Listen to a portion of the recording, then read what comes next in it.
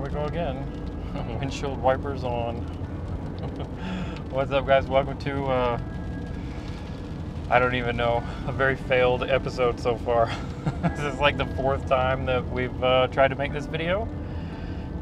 But we've been thwarted by all sorts of lovely natural disasters, forest fires, monsoons, lightning, slot canyon, flash floods, you know, good stuff. So we're attempting to go out to the catwalk again. We went out there yesterday and did this whole thing. We're gonna go try one more time. Freewell sent me some filters, and this episode is sponsored, by the way, so huge shout out to Freewell for sending me these. If Freewell watches this episode, I'm really sorry it's taking so long, but we're summertime in New Mexico is lots of fun natural disasters. The whole reason for this video, other than it's like a third backup contingency plan for where I wanted to go, is that the last time we came out here a couple months ago, we were actually coincidentally doing another video for Freewell, which was the phone filters, and I didn't have my camera. All we had was the camera that camera lady's using to film, and she had asked me to grab a shot of her and the waterfall, and I didn't have any of my filters or my camera, anything, so I used the R6 II with the 24 prime, no filters, no tripod even. I didn't even have the tripod, and it just prompted me, like, I kind of liked the images that I got, and I wanted to basically come redo it with like some actual cameras. So this time I got my R5, I got the new Freewell K2 filter system, and that view is incredible. Camera lady, switch.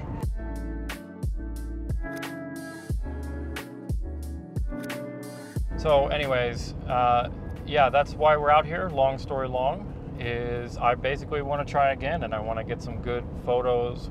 I want to get the best photos that I can. So let's get out there and have a look, and hopefully just cross your fingers for me that we don't get completely dumped on again today.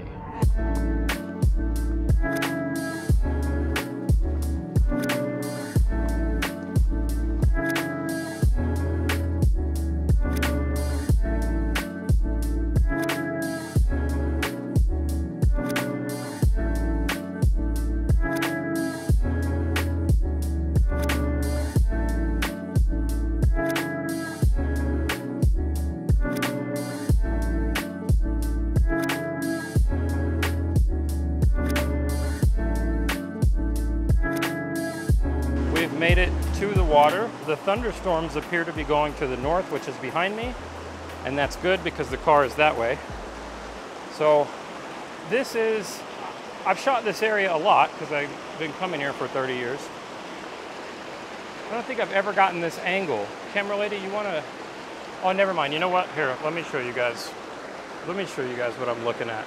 All right, so here's what I'm looking at. There's camera lady, but we've got this water into, that's the catwalk, and what I'm gonna do is I'm gonna go vertical like that.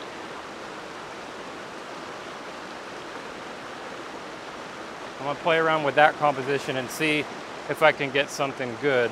So let me throw down on my natural rhyolite table here, and let me get the tripod all set up. Now, oh, that's deeper than I anticipated. Okay, now I'm like definitely in it. I'm actually wondering, I was thinking about being in the water, but I might get up on this, and because, okay, so there's two things.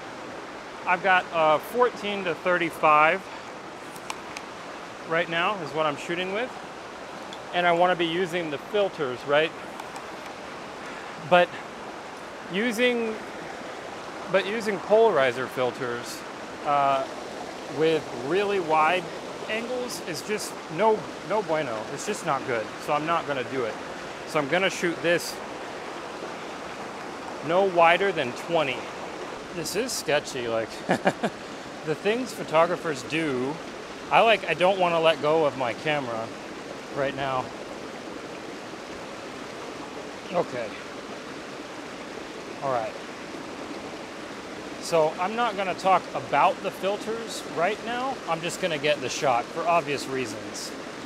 But here's your first glimpse at this guy. It's pretty cool. I'm just gonna get it attached here. Okay. Well, that was pretty simple. All right. So right now I have a 1 to 5 stop on. I'm gonna go ahead and put it at 5 stops. There's also a 6 to 9, but I just don't think I need that right now. All right, so here's my composition, plus or minus a couple of bars there. So one of the things that I love about the Freewell system is that inherently, so this is, to make a variable ND filter, you need 2 polarizers, and they need to cross-polarize to cut the light out. So you can do that. There's 2 ways to do it, with circular polarizing and linear polarizing. These are 2 linear polarizers.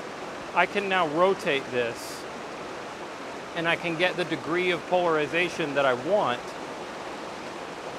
So if you look right there, okay, you'll see that when I rotate this, the glare is going away. So that's what I want. So I want it like that. So now I'm gonna lock that down. So now it's locked down and I can't rotate it, but I can still rotate the dark bits. And so now I can make it darker. So I'm gonna go all the way to 5 stops right there. Now let's get set up and see what my composition, or what my exposure. What I want is somewhere like around a half a second maybe. All right, so if I'm gonna be at F11, and I just want like a second, so 5 stops is too dark. So that's where having a variable ND is nice, because now I can back it down and still keep my polarization to where I want it. Because like I said, I don't want a super long exposure. It's just not necessary. I want to show some movement in the water. I'm just going to focus right in the middle at F11. And I'm going to take that first shot just to see what it looks like. So I'm pretty happy with that. I don't actually want, I'm at 20 millimeters right now. I don't want to go wider than that. So I kind of like this too. I've tilted it down and now you can see more of the water flowing into it. And I kind of like that. I also kind of like this point right there on that rock. So let's see if that's a little bit better. I'm going to take a couple more shots around here, and then we're going to go ahead and get out of here and head back down because it's getting late and thunderstorms are still rolling in. And I want to talk about one more use for this on the way out that I'm pretty excited about. So we'll see in a second. So I ended up doing 3 shots here at different focal lengths for this scene. So we've got the 20 mil here, and then I did end up doing the 14 millimeter. And I didn't notice anything wonky with the filters, so I'm happy with that. And then one with Camera Lady at 35 millimeters. So let me know which one you like the most. Is it the 20 mil right there in the middle, the ultra wide at 14 mil, or the one with Camera Lady at 35 mil? All right, so here's the image that I took while we were out here a couple months ago when I said we were doing the phone video, and I just took this with the R6 II, 24 prime, handheld, no tripod. And basically it turned out just being a reference shot. I did get a little bit of a slow, I was surprised, that's like, 15th of a second or something, handheld, and she stayed pretty sharp. But then when we came out yesterday, right before we got stormed on, I redid the shot, and I only got that one shot before we had to run out of there. So here's that shot. So I'm a lot happier with this, the mood, the composition, plus it was cloudy, so the light was better. We had just a little bit of light coming in. The filter's doing a much better job being able to get that slower shutter speed with the tripod, and Camera Lady still staying ultra still, which was impressive, because this was like 1/3 of a second, maybe. She's not perfectly still, but I think it's good enough for the photo.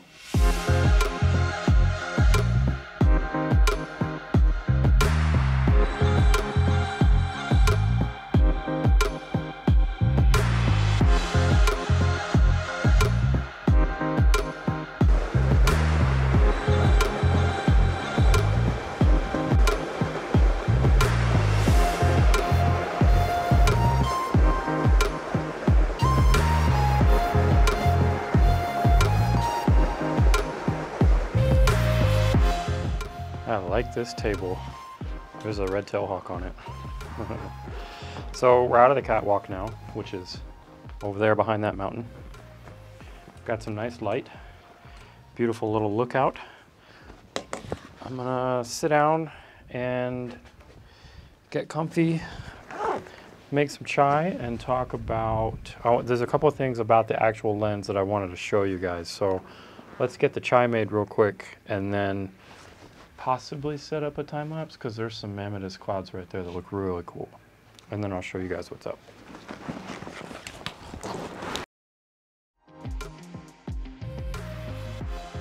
All right, so let's take a look at what we got here. There's a few things I want to talk about. All right, so this is a pretty interesting design, and I don't think it's going to be for everybody, but surprisingly I liked it a lot. Or I am liking it, present tense. So I think this is definitely more geared towards video users and hybrids. It's perfectly acceptable for stills. It's just that the most common thing that I've seen people complain about is it is a bit bulky. But if we just take it off here, I mean, so this is what we're looking at. So it's not horrible. I personally don't have too much of a problem with the weight, but it is a lot of glass. I mean, that's pretty big. So the cool thing is that this can fit.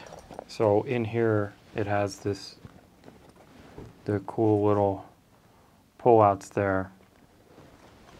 And those are just the adapter rings for, I think it's from 67 to 82 millimeters. So if you have any lenses that are 67, 72, 77, or 82, then you won't have a problem. This will have everything you need. We had to take a little break because some random kids came like running up behind us out of the middle of nowhere. So let's talk about some fundamentals with this thing that I like. So I was telling you earlier about how this is variable ND. So this is a 1 to 5 stop, and then they have a 6 to 9 stop. So traditionally, they used to do like a 2 to 9 stop or whatever, 1 to 9 stop. But if you rotate VNDs too far, you get that dreaded X pattern. So companies start splitting it up. They usually do 2 to 5 and 6 to 9. Freewell's done the 1 to 5, which I really like. So that just gives me a lot more versatility. That was lightning right behind us. So let's wrap this up, because I would either like to shoot it in the face or run away, depending on if it comes closer. So how this works is this is two linear polarizers. So when you put them together, so now you can see nice and dark and changey. So that works because this comes with this base right here. So the cool thing is you could take this out, you could take the base out, you could flip this around and put it on there, and now you just have a regular polarizer. But if you're going to flip it around, you got to take the base out, otherwise you'll get the wonkiness. So I think Freewell has some other bases. This is just like a clear base, but I think they have higher stops like ND32, ND64, in case you want to darken that up with the polarizer. And then in this one, so this is the 6 to 9, and this, if you flip this around, okay, so this is the 6 to 9. If we flip it around, this is the ND32 CPL, and so that's a 3-stop dark CPL, so that's kind of nice. But you got to take the base out, otherwise you just put it to where the numbers are facing you. And the cool thing about this is if we put it on here, if we put it number side out, so now we get it on there, you got to make sure you hear that click. So once you hear that click, now it's a hard stop. So that means I can't rotate it past the 1 or the 5, which is a really great thing because you don't want it to keep spinning, because then you could get that wonky polarization again. So the fact that they help you out with, once you hear that click and you get it on there, and then you've got the numbers right there. So when I slide it, Now I can see I'm on the 5, whatever. All right, so I'm just gonna throw out real quick. I'm not gonna go into too detailed about like filter types and all of that stuff, but I actually learned a lot from Philip Bloom's recent video. And if you don't know who Philip Bloom is, he's a filmmaker. He has more experience than most people, and he's an incredible YouTuber and just all around great filmmaker in general. He recently did a video about polarizers, about the difference between circular polarizers and linear polarizers, how they work, and common misconceptions, which I think everybody should watch if you want to know about filters. I'm going to put that link down below, specifically because he was talking about this actual filter kit. And I think his video has more accurate information than anyone else out there, including anything that I would put out. So huge shout out to Philip, and that'll really break down how these things work, what's going on, and he compares them to a few other things. So if you want to, the link will be down below. Okay, so let's go over one more thing. So Freewell have added this guy right here, so we can flip this in and out, and they've done it on both sides.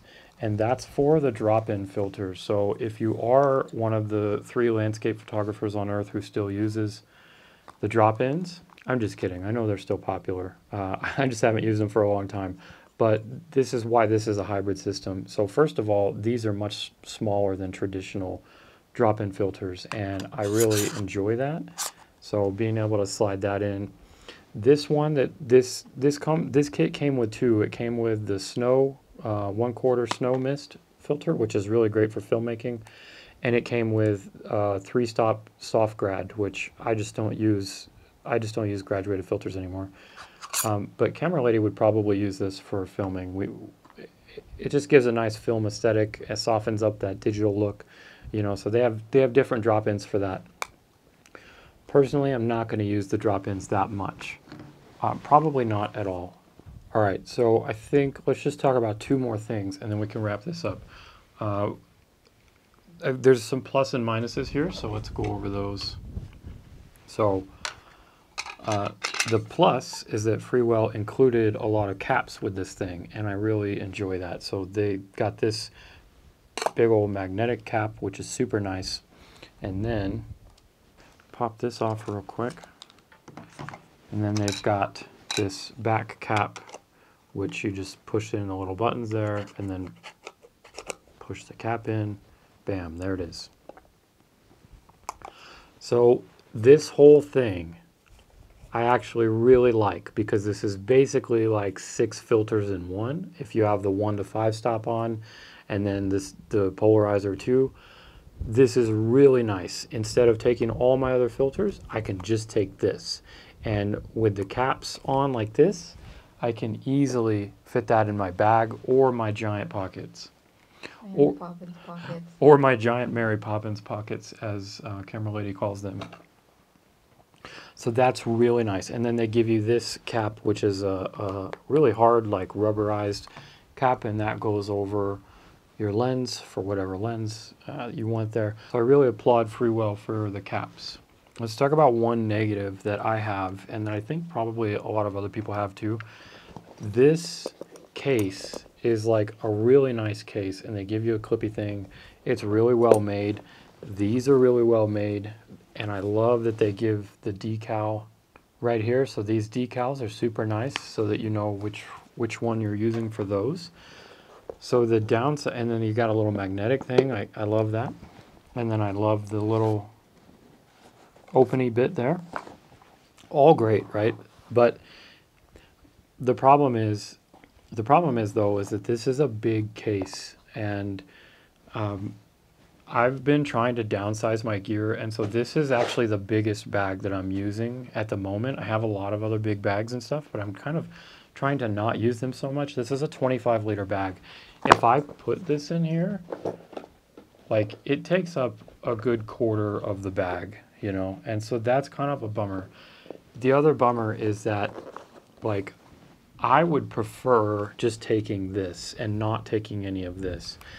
But then the problem is I'm stuck with whichever one I want. So I can't take both of these If Freewell had another something like this, a single, I tried shoving this in here and it does fit, but it's really, really hard to get in and out, and it's probably not a good idea. They probably don't want you to do that. It's just kind of a pain. So basically, I don't want to usually have to take this entire giant thing in my bag, especially if I'm taking like my sling or even one of my smaller day hike bags or whatever. I just want this.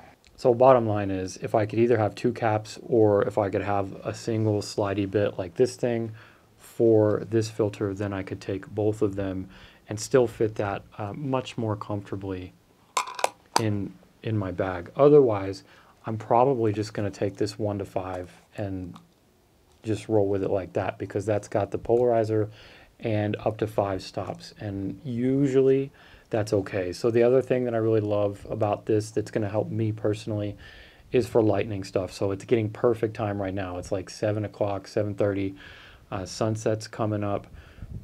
I still need, to catch daytime lightning, I still need some sort of ND, and this is going to help me control my shutter speed. So I have a lot of videos on how to shoot lightning, how I shoot lightning in the daytime. But suffice it to say, basically, like, I don't want to go over half a second in the daytime because the bolts will get drowned out. So having this and really being able to fine tune that based on the light getting darker and then me needing to gradually back this off, you know, this is really nice actually for me than having just a single static ND. And then the other thing is, I think this is really going to benefit us for filming for Camera Lady, because having the VNDs out here and having a good quality color neutral, and then the polarizer for, you know, the polarizer, like being able to deal with these situations where you have a lot of shininess on the leaves and stuff if you're in the forest, and in the water and stuff like that, being able to cut through the water and the waxiness on the leaves really helps. And then also, of course, being able to adapt with the light, being able to control the aperture a little better so I don't have to shoot at f16 or f22 or something ridiculous like that. These are really going to help for video. And they're definitely better. I haven't done any scientific tests, but I definitely feel like they're better quality optically than any of the variable NDs that I've ever had. And I haven't had very many good ones. So I'm really happy with these from a video standpoint too. And if I just want to go out by myself, and if I'm going to be vlogging by myself or filming something and then potentially also needing to do photos, I think this is going to be a killer set, especially if I could just keep it without the case and just right in there like that. For me, I think this is going to be great as a hybrid shooter, and I'm looking forward to keeping it in my bag. I'm also looking forward to trying to get some of this lightning. So I'm going to wrap it up here. If you guys have any questions about anything that I went over or didn't go over concerning the filters, leave those comments, questions, anything like that down below. A huge shout out to Freewell again for sending me these. I really appreciate it. I think it's going to help a lot with my videos and my photos moving forward. If you're still here, hit that like button for me. That's the best thing you do for the channel. I super appreciate it. And that's it. I'll see you in the next one. Thanks for watching.